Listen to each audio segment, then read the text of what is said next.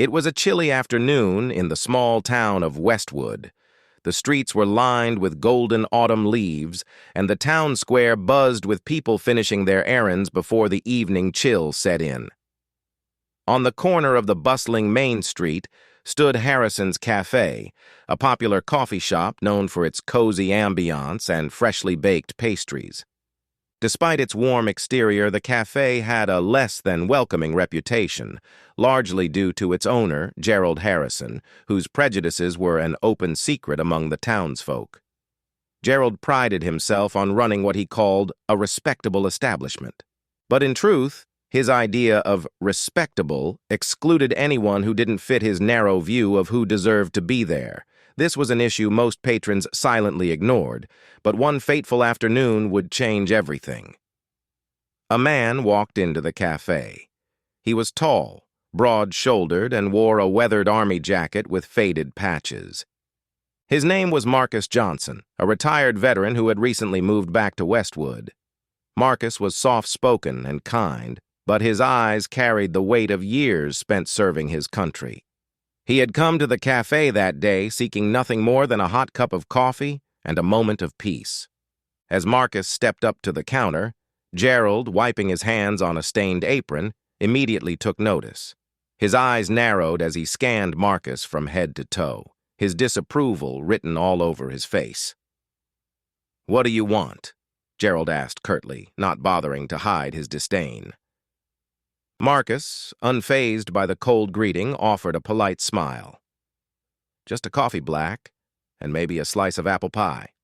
Gerald folded his arms, his lips curling into a sneer. "We're all out," he said flatly, despite the visible tray of steaming apple pie on the counter behind him. Marcus glanced at the tray but chose not to argue. "All right," he said, his voice calm. "Just the coffee then, please." "I don't think so," Gerald replied, his tone sharp. "We don't serve your kind here." The cafe fell silent. The other patrons, who had been chatting and sipping their drinks moments before, turned to watch the scene unfold. Marcus's smile faltered, but he remained composed. "My kind?" he asked softly, his voice tinged with a mix of sadness and disbelief. "You heard me," Gerald snapped. "You can take your business somewhere else."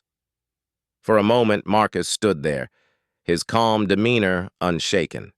Then he nodded. "All right," he said, turning to leave. But before he could step out the door, a voice cut through the silence. "Excuse me, but what's going on here?" All heads turned toward the back of the cafe, where a woman in a tailored navy suit was rising from her seat. Her silver hair was neatly styled, and her piercing blue eyes locked onto Gerald with an intensity that made him falter. "And you are?" Gerald asked, his tone defensive. The woman stepped forward, her heels clicking against the tiled floor. "I'm Margaret Evans," she said coolly, "Regional Director for the Veteran Affairs Board, and I'd like to know why you're refusing service to this man." Gerald's face turned an uncomfortable shade of red.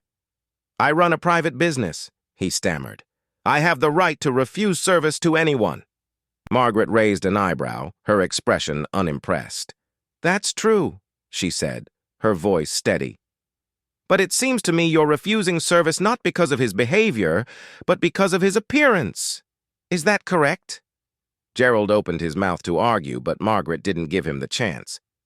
"Do you even know who this man is?" she asked, her voice rising slightly.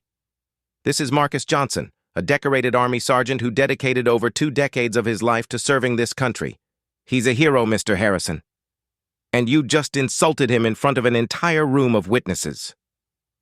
A ripple of murmurs spread through the cafe. Several patrons pulled out their phones, capturing the confrontation on video.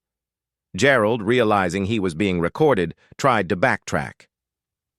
"Look, I didn't mean any harm," he said hastily. "I just—" "No," Margaret interrupted. "You meant exactly what you said, and now you're going to face the consequences." Within hours, videos of the incident flooded social media, sparking outrage across the town and beyond. The hashtag Justice for Marcus trended nationwide, and calls for a boycott of Harrison's Café poured in. Protesters gathered outside the cafe the next morning, holding signs that read, "No room for hate," and "Support our veterans." Gerald tried to issue an apology, but it was too little, too late. His reputation and his business were in ruins. Within weeks, Harrison's Cafe closed its doors for good, a for sale sign plastered across the window. As for Marcus, the incident brought him an outpouring of support. Local businesses reached out to offer free meals, job opportunities, and donations. But Marcus, ever humble, used the spotlight to advocate for greater awareness of issues faced by veterans, turning a moment of injustice into a platform for positive change. And Margaret?